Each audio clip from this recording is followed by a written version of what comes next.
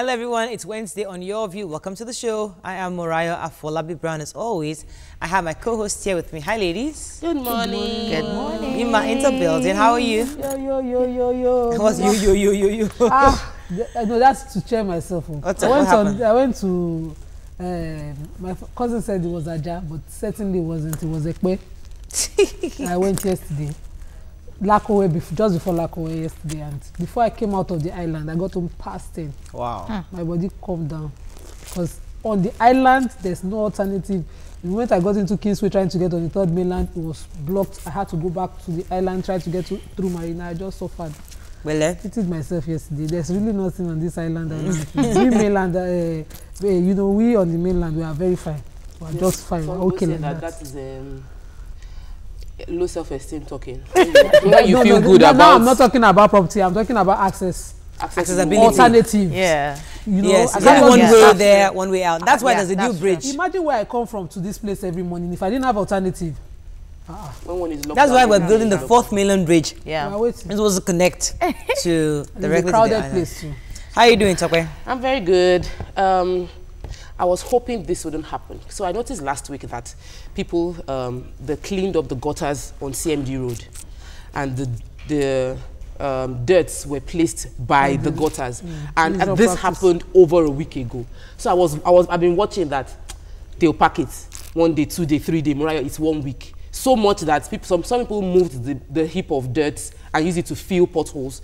A bank moved it to park in one full parking space. I wonder, why did you pack the dirt out of the gutter and leave it by the road? All it needs is one rain to go back in there, and the road, the traffic, the cars already pushing it back in there. Effective government is not money. It's just about following the processes through, and it will affect everything to change positively. If we have all the rules, we have all that we need. Just follow the process. Right. I think my own situation is that the potholes in Lagos these days is getting wider, and I expect that even right now that it's raining and the roads are getting bad, if while it's happening you are refilling at the same time, that it would actually the rain in time saves nine. Yes. It's really bad because even just like Jumoke said, I think last week, that anytime she's driving, she's like, yeah. I feel the same way when I'm driving because I feel bad for the car. I'm constantly entering potholes, and that's not good for the maintenance of the car. What are you gonna do? How you doing? I'm fine. Anything happening? Nothing happening on my own side of town. Nothing major. Just how you ready for the photo shoot tomorrow? You just spring the photo shoot tomorrow. You just. That is our own private. Don't mind Mariah. We knew this is last week. Anyways, let's take a break. When we come back, it's my birthday. We'll look at the photo. Your birthday is next on Monday. Tell us juice. Don't want to tell us juice. Monday, your birthday is on Monday. It's on Monday now. Yeah, that's juice. What are we doing? You don't have any gist. That's what she's saying. Let's take a break. When we come back, look at the front pages of the newspaper. Stay with us. We'll be right back.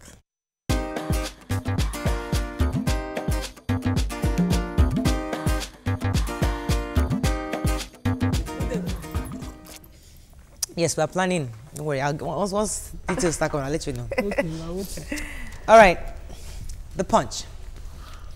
Doctor, others infected as Lagos Lassa fever kills 2 in Lagos. 100 youth workers under surveillance. Picture here of the resume or resign protesters. Buhari knocks for federal government as police assault them. Policeman who burgled Jonathan's house gets 7 million naira bail. FGO completes Lagos Ibadan rural projects payment next week, says Minister. Lagos residents uncover kidnappers' den, set 2 suspects ablaze. Restructuring debate important. Proponents not jobbers, says Oshimbajo. PDP woos Obasanjo, Atiku and others. 47.2 billion naira.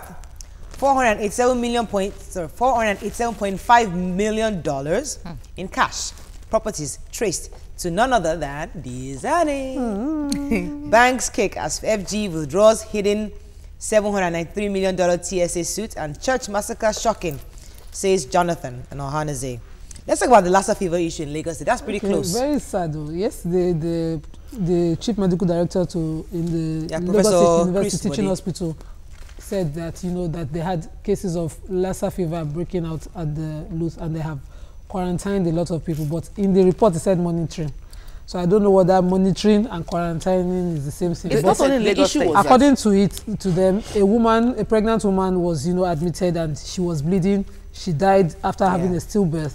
And when they did, a post-mortem on the body, they discovered it was a case of Lassa fever. One of the resident doctors that was part of the post-mortem was also, he has been admitted in the isolation unit, and they have a quarantine about 100 What the prof said was that they didn't bring her in on time. Yes, that's so that was late presentation.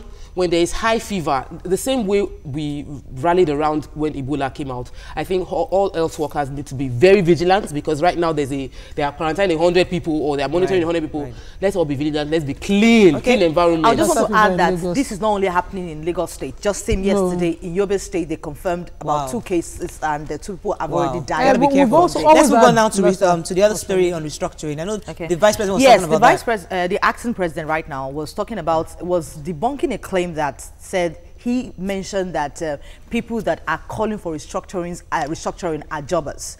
That he actually believes in restructuring, he believes in state policing, he believes in fiscal federalism. So, and I'm very happy to hear that the acting president is actually saying that, and we need to hear that. He said it was misquoted, and the script actually of his speech is available, so you can check it online. Or even the video too. Moving on now to The Nation. EFCC traces 47 billion naira. $487 million to ex-oil minister Diezani. That's not oil. That's not oil. 234 million naira, $5 million in bank accounts, and they had properties in Lagos, Abuja, Port Harcourt.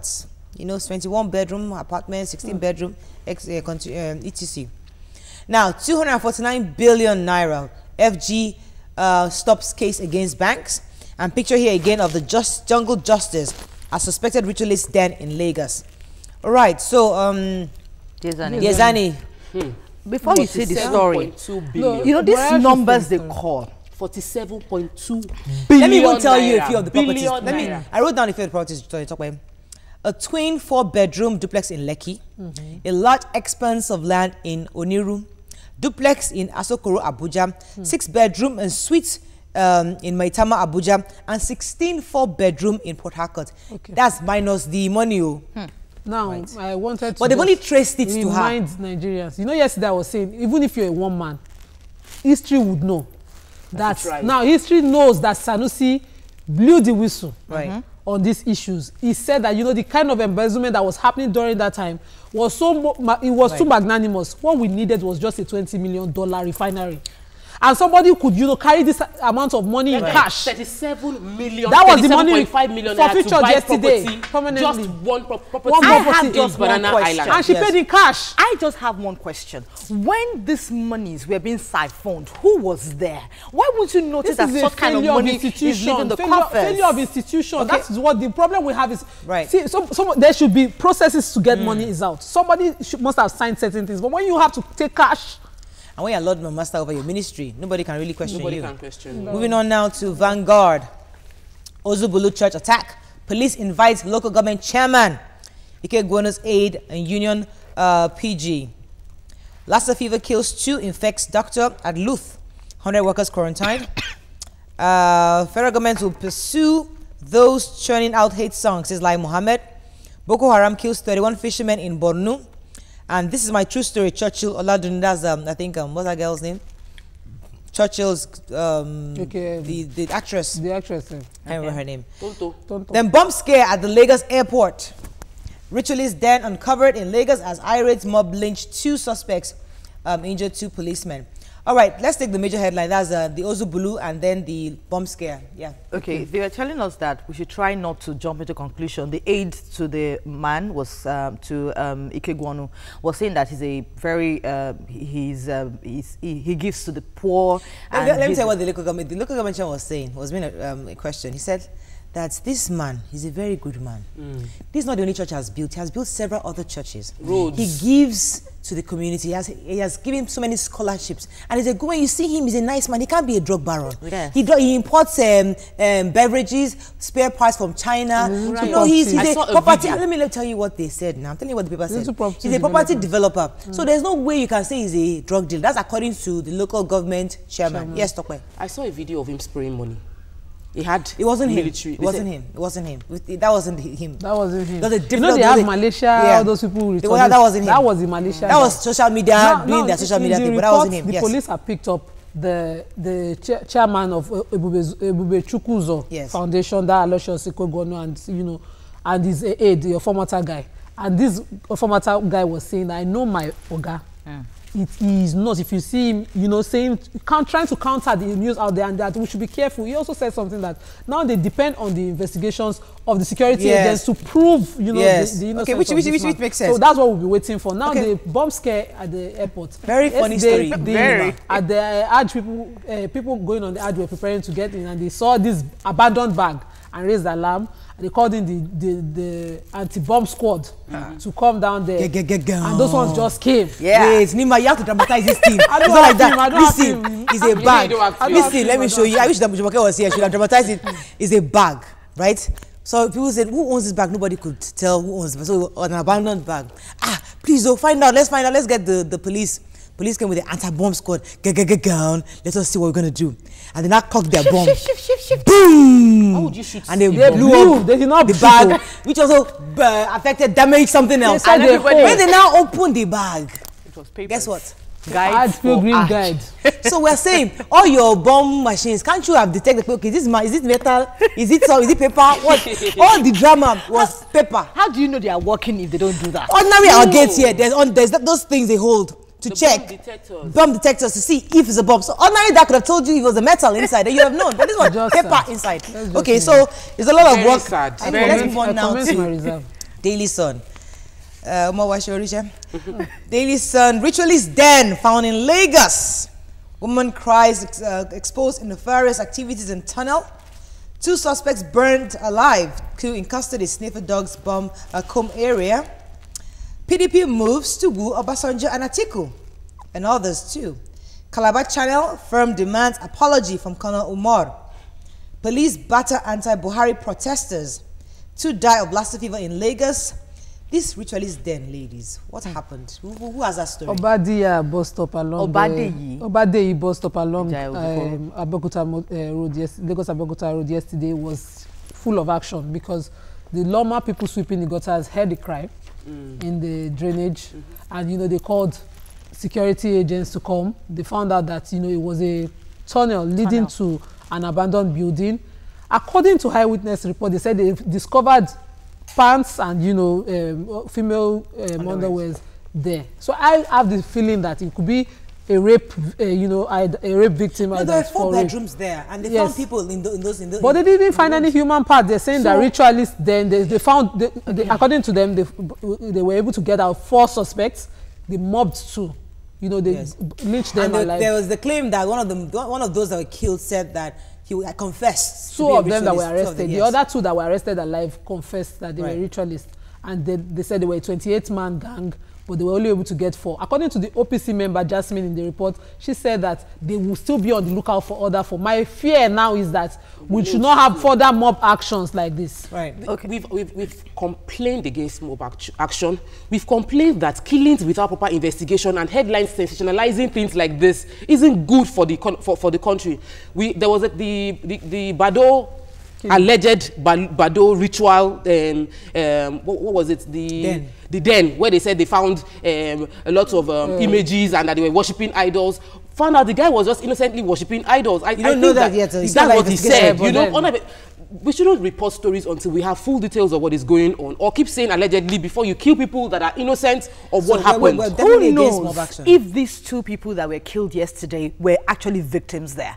I'm not removing anybody, but even with the economic issue, with everything, we should not be too fast to this. What if indeed they were ritualists? It doesn't matter. What if indeed they killed people and used their body parts? I'm not justifying the act, but I'm saying that we need to also let people know that we need to be our brother's keepers, because it was the woman who heard the shout did the right thing. Unfortunately, they didn't rescue that woman. They didn't. The paper I read, the report I read, nobody was able to. I read. I saw it on the news yesterday. I saw Joker reporting the news, and that was very lovely. Joker. I didn't see the woman. Well, and you know, if they truly were ritualists, a conviction means death sentence. Okay. So eventually they'll be killed. Okay, well, the report I read said that the woman was actually rescued. So it depends. I said it depends on the papers you read. Moving on then to this day, Senate stands with Buhari, tells protesters to leave him alone. 90 days. Says he hasn't violated any law. Police disperse, resume or resign demonstrators. INEC seeks more powers to reject candidates. And FG withdraws suit against 7 banks over TSA. That's all we can take on the front page review. When we return, Nigerian universities are training students for obsolete jobs. That's what they said. And later on, we have our inspirational guest of the month, Stakes the Couch. Stay with us, we'll be right back.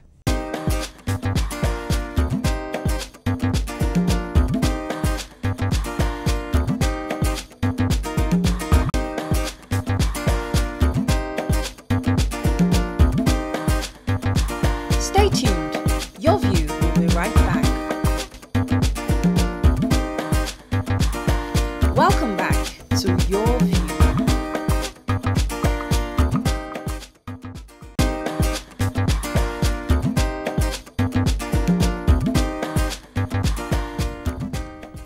Thanks for staying with us. So the Vice Chancellor of the Osun State University, Professor Olabode Popola, yesterday said that Nigerian universities are training students for jobs that no longer exist.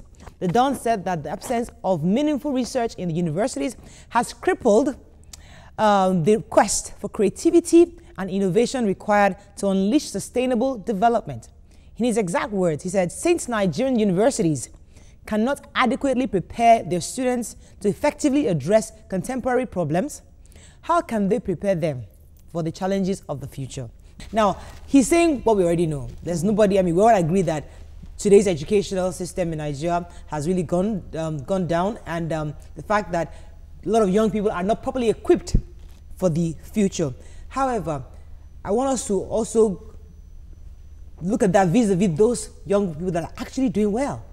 You know, they're taking hold, they're being taught the texts, but they actually take their futures into their own. And I know Tokwe does a lot of entrepreneurial campaigns, you know, you try to empower young people. So yes, they're not equipped, but how do we get young people to actually focus on the future? A study done in developed clime, right, with proper educational structure and system, states that 65% of students are studying for jobs that do not exist right now.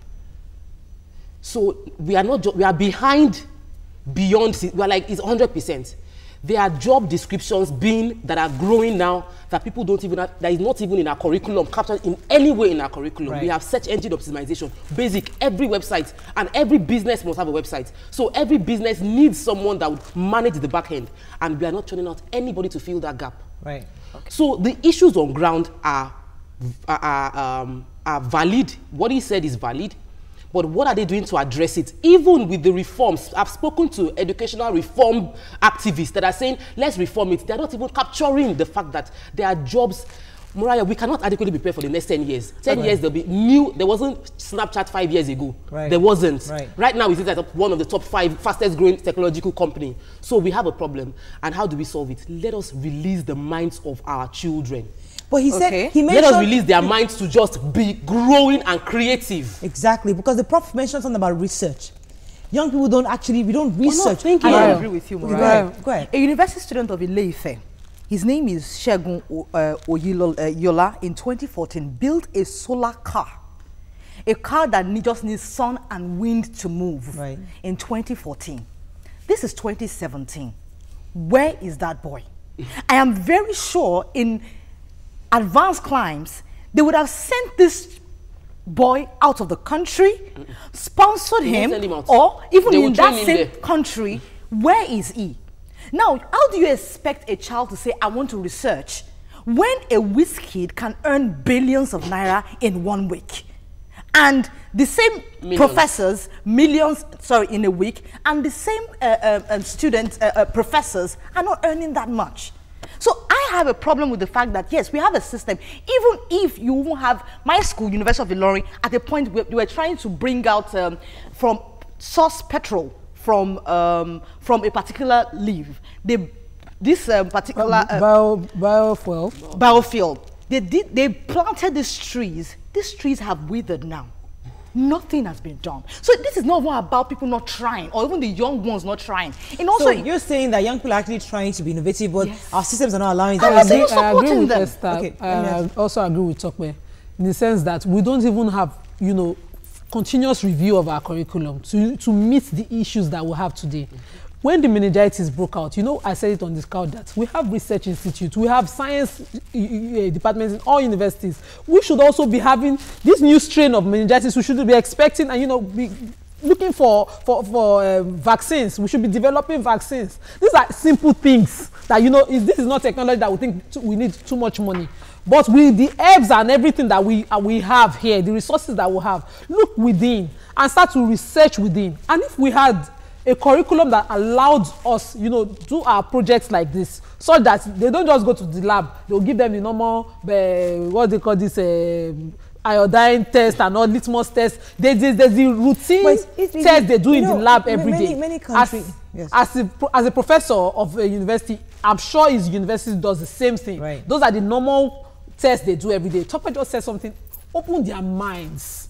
You know, release these students. Let people start to do research in ways that are unconventional, to the extent that we get unconventional results, you know, to meet everyday new needs. Nima, this morning at the makeup room, we're having a conversation on how Twitter goes crazy when anything happens. Actually doing I think the reality show that they had, Big Brother, and maybe each of the persons were almost criticized and laughed at, and they came up with all sort of nice caricatures on these people. And like, these are creative minds. Nigerians, any small thing that happens now, they can actually finish you or make you on Twitter. These are people that you have to force them to do business development. You have to force them to do all these courses that have no impact on the future. So these creative minds, how do we bring them to be more relevant in He's in the right position to talk, and he's in the right position to make a change. Is in the position to make a change, because we have people studying biochemistry and they cannot create anything. Studying oceanography, they don't have any idea of what is under the ocean. So a country must have a vision of what we want to accomplish. So if Nigeria wants to, if we say we want to be abreast medically, let's everybody become doctors. In Israel, everybody can shoot a gun. Everybody is a soldier. So if we want to address technology, everybody should first graduate from IT school. Which is the plan. And that is the plan. We don't have. We need to have a proper plan of how we want Nigeria to be in the next 10 years. Choose entrepreneurship. What do we want to be in the next 5 years? Choose manufacturing. Choose something. And get everybody to focus. Let me take this call. Hang in there. Hello, are you there? Yeah. Good morning. Morning. Yeah. Go ahead, please. We can hear you. Go ahead. Yeah. Okay, yes, I am Ade Jojo calling from Abuja. Yes, go ahead. Jojo, long time. Yes, what I just want to say is that look at the people that formulate our educational policies.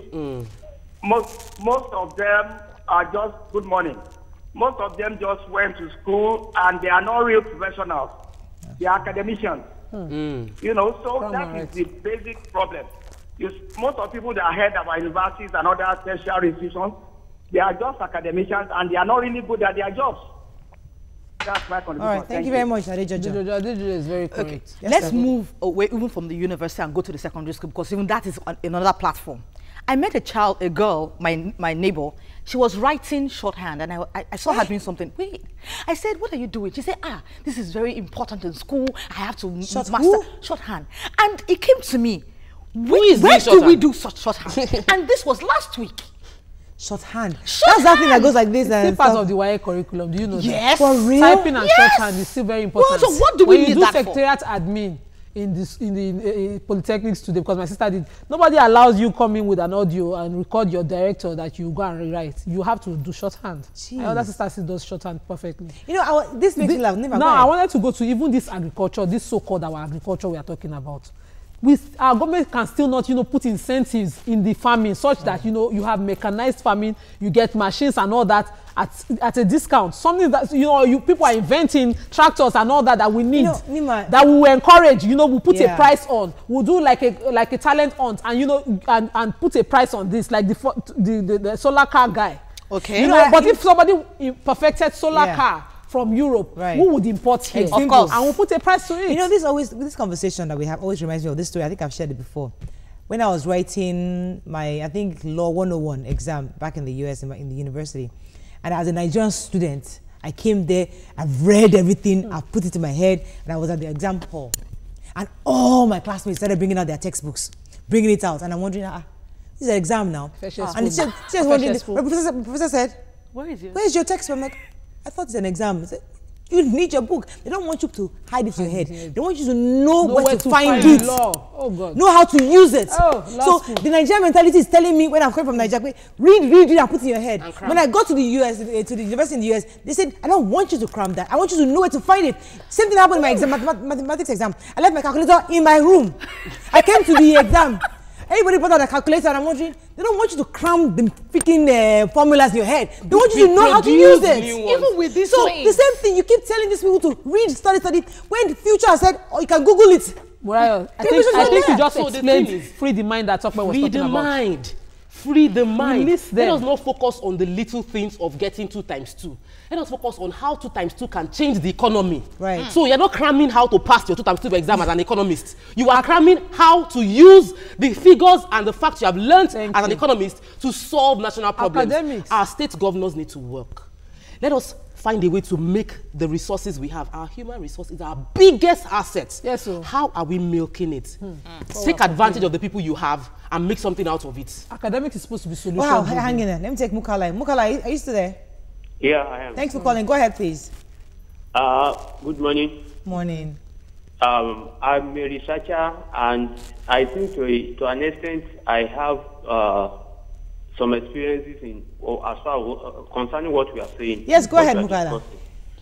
Well, the problem the professor has identified really exists, but like one of you asked the other time, what step has the professors actually taken on this problem? Everybody knows it exists. Like the federal government, for instance, when they realize there is a high risk of unemployment, they incorporated entrepreneurship as part of the curriculum in higher institutions. But one of the problems is that even the entrepreneurship course has not been given the right attention. Right.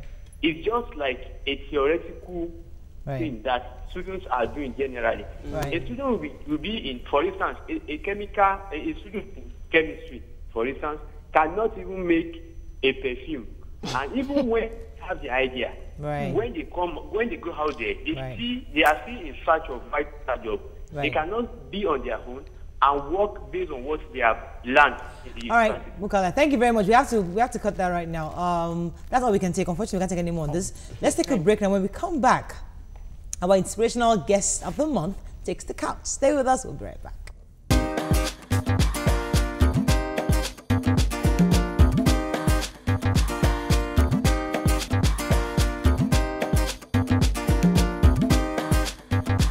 Stay tuned. Your View will be right back.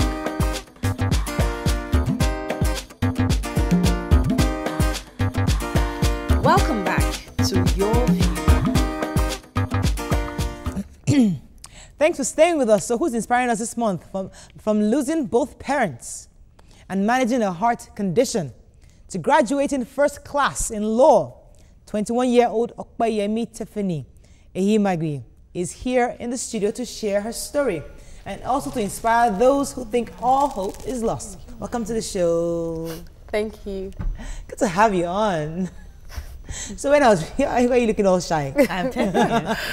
So when we read about your story, it was pretty inspiring, knowing that regardless of all the odds, you were still able to manage yourself and come out tops.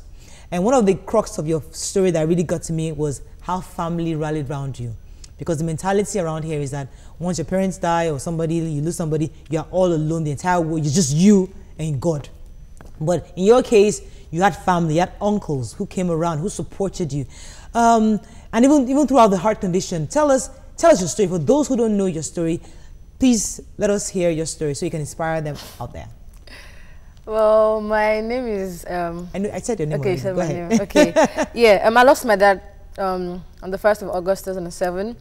And after I died, I mean, his brothers have been amazing. Like, they've been there, like, they pay our fees. They've just been good. Wow. And my mom was working as a banker, but then she had compulsory retirement.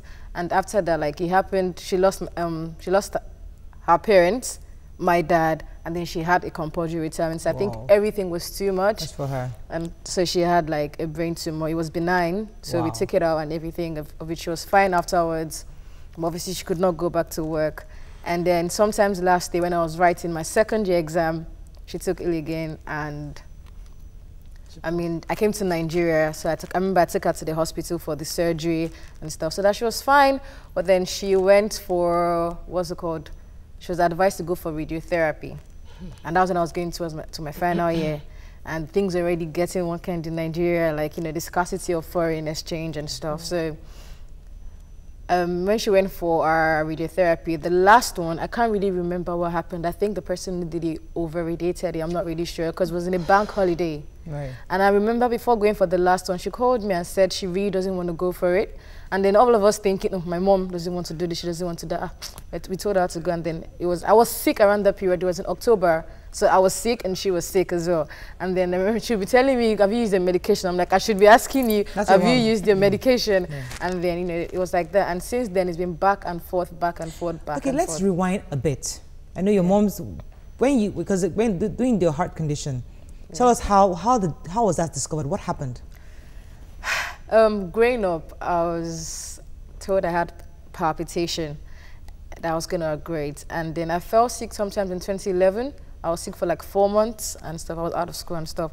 And that was when they discovered something like a heart murmur. And then my mom was like, there's nothing wrong with my child. No one should prophesied this. I said that she didn't let me. She was like, there's nothing wrong with me. And then when I went to college when I first got to the UK for college, and they discovered that, and since then I've been going for test, and then I was told that, okay, this is the problem and stuff, but it could be managed. And so since then I go for regular checks, and yeah, that's it. Right. So I wanted to ask about graduating with first class. What did you have to do? What did you think motivated you? Because a lot of people would think that if I've lost my parents, it's over or something. How did you get to study even after a major loss of your mom and still come out with first class? My first class dream was something I conceived as soon as I got to uni, actually. But when I first got to uni, my first result was a D. And I'm someone, like, in all humility, I've never gotten a D before. So I remember I walked up to the lecturer and I was like, sorry, what does this D mean? Is this a distinction? And then he was like, no, it's a thought. I was like, me. And then since then, you know, I've been serious about it. Like, you know, I had to do everything it takes. Then in my second year, you know, I started praying to God. I saw a seed every month towards this. Like, this was literally my dream. I must finish the first class. And then I saw a seed every month. And I just thought about it. My uncle, which is my dad's younger brother, said to me that aside his son, he's expecting a first class for me, and I mustn't disappoint him, and he's with me in prayers. I remember when he told me that, and then, you know, the pressure started getting, and it's just that thing that everyone in your family looks at you like, you must give us a first class. We're not expecting anything less from you. So even my grandma, she's always like, we're expecting a first class from you. And before, the last thing my mom and I discussed was, she was like, if I don't get a first, she's not coming for my grad. I'm like, that's what we even said it joking. I'm like, is that what she should be thinking about? Or she should be thinking about how to leave her bed? And she was like, okay, that she's telling me now that if I don't get a first, then she's not coming. And then that was when she... Okay, so you studied in the UK, and I'm wondering, UK is better than, you know, studying law in Unilag or LASU in Nigeria. What's the difference? What's that study environment like that, you know, you think assisted you to, you know, to be able to achieve what your dream was? The first thing I would say is access to research materials, because, like, you know, the library fully equipped, the fact that you can go on the internet and then just get this, get that, so it makes a lot of things easier. So rather than just relying on textbook or physical things, like now the world is evolving. Like, sometimes I'm reading on my phone. Do you understand? Because it's internet. How about access to your lecturers, and, you know, how do you do your assignments? Access to lecturers. I remember I was talking to my friend, I'm like, how do you see your lecturers? And then it's like, you just walk in. I'm like, so you can't send them an email, or and it's like, no, they don't really do that in the school. I'm not sure whether it's the one that doesn't do it, or it's a Nigerian thing. I'm not really sure. You cannot access your lecturers like that. They are all tired. So yeah, you send emails, you book an appointment, and then you just ask them questions. My lecturers in the university were extremely helpful as well. Oh, okay. So, you were in a strange land as a young girl, and the pressure for wanting to do the wrong things and, you know, try to gallivant. How were you able to surmount those things and really focus?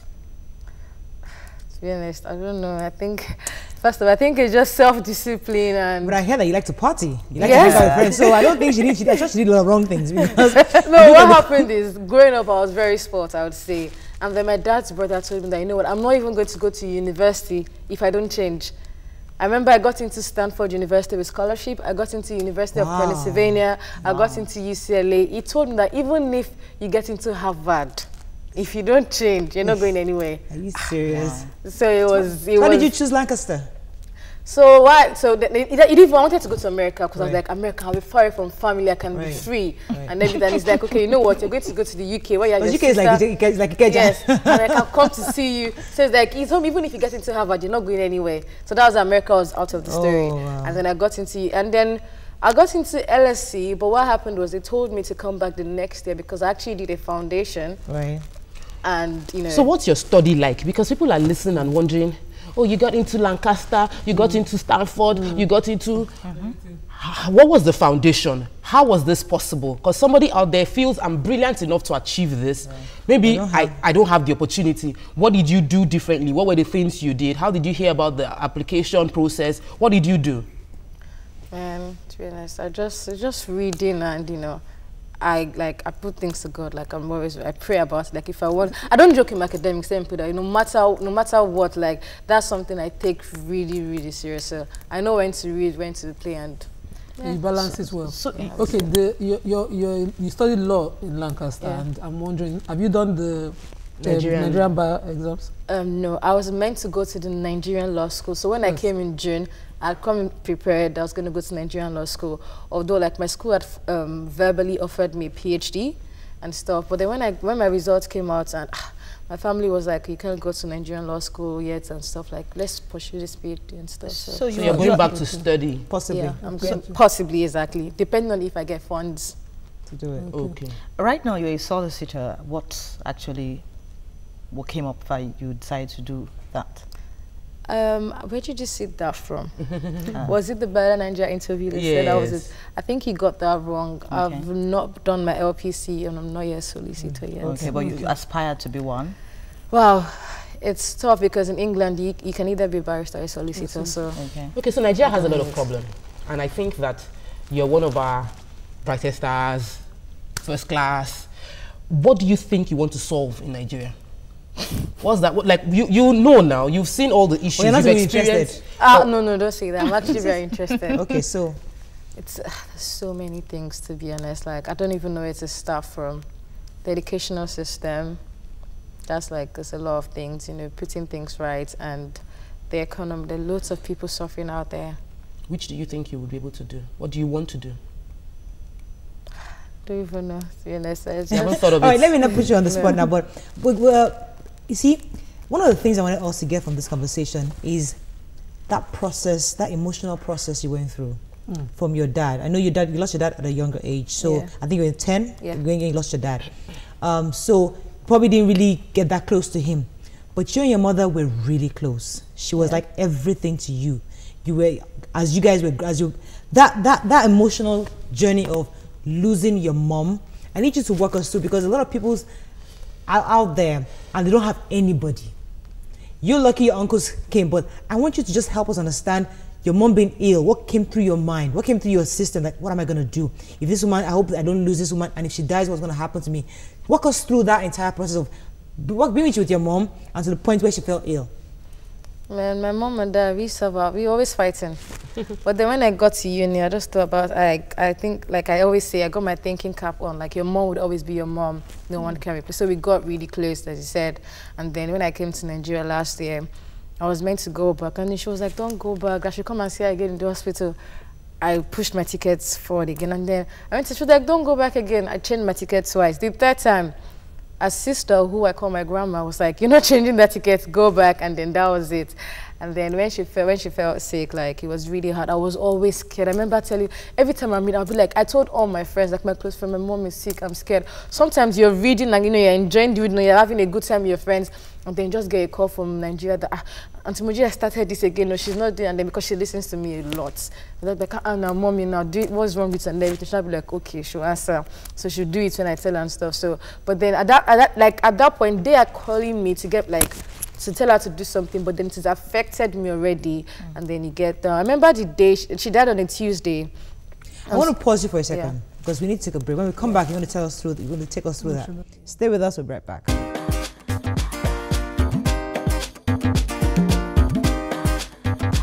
Stay tuned. Your View will be right back.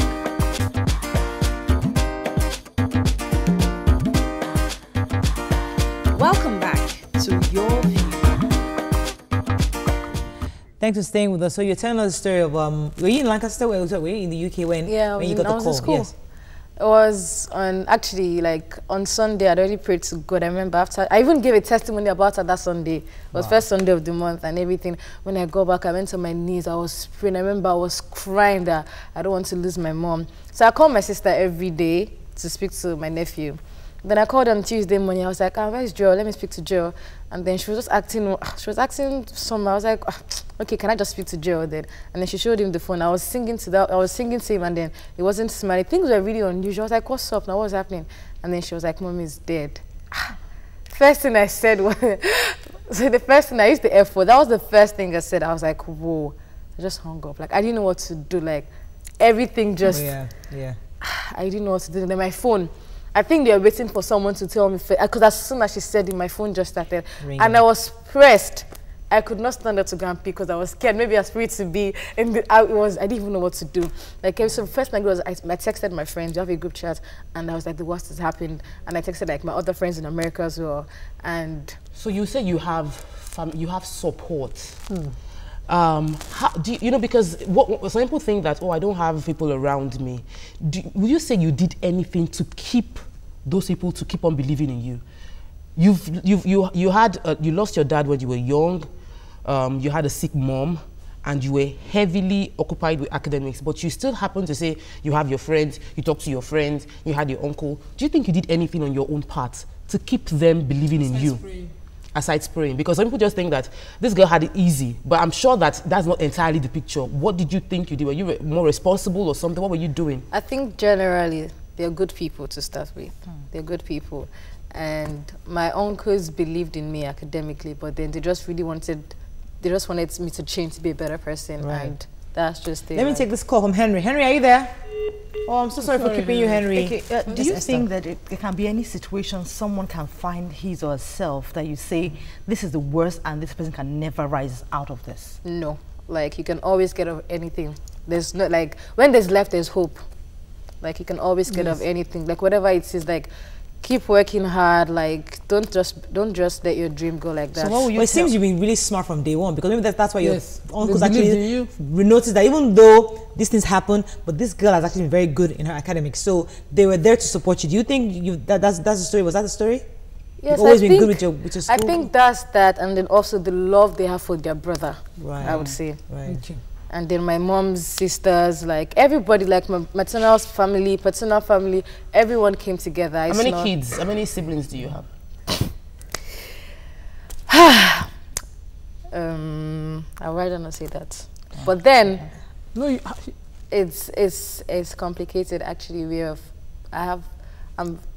Wait, 1, 2, 3. Sorry, 4 siblings, I would say. Right. Okay. We just saw a picture of you and your uncle. I wanted to have near graduation. The family support thing, because you know traditionally, Ehimiagbe, where are you from? Edo.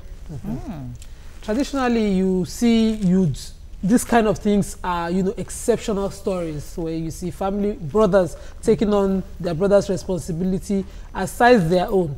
I would say, is it like you have a very influential, very exposed set of uncles, or you know, they're just love? Good people. Because I would like to have an insight into the family, because maybe they're just influential and rich people just have money to spare. No, it was hard though. That sometimes my uncle would tell me, this money that I'm sending to you, I had to do this to send you this money. You mustn't like there are times that. Did you work while you were studying? My uncle was never in support of doing that. Like, he was like, you worked on 3 jobs though. Yes, but then he didn't know I was working. He didn't know. It was when things got really bad this year that I said, oh, I think you should work. Well, you had been working. Yeah. Let me take Victory. Victory, are you there? Yeah, good morning, Mariah. Morning, thanks for calling. Good morning to everyone. Yes. I'll say congratulations. I'm lawyers. And I'm happy you have a lawyer in you. I'm talking in respect to my learned colleague. But there's one thing about when you say an achievement based on total commitment and focus. But however, in the aspect of there's a course we give them, which was referred to as legal method. Under the legal method, there's morality and law, which NEMA will say. But in your own case, you are an inspiration to others. Right. And moreover, you speak more of religious belief in your speech. But what I disagree with, passion has to do with you and your understand. Right. Yes. You are a religious person, there should be that epitome of a religious person. Right.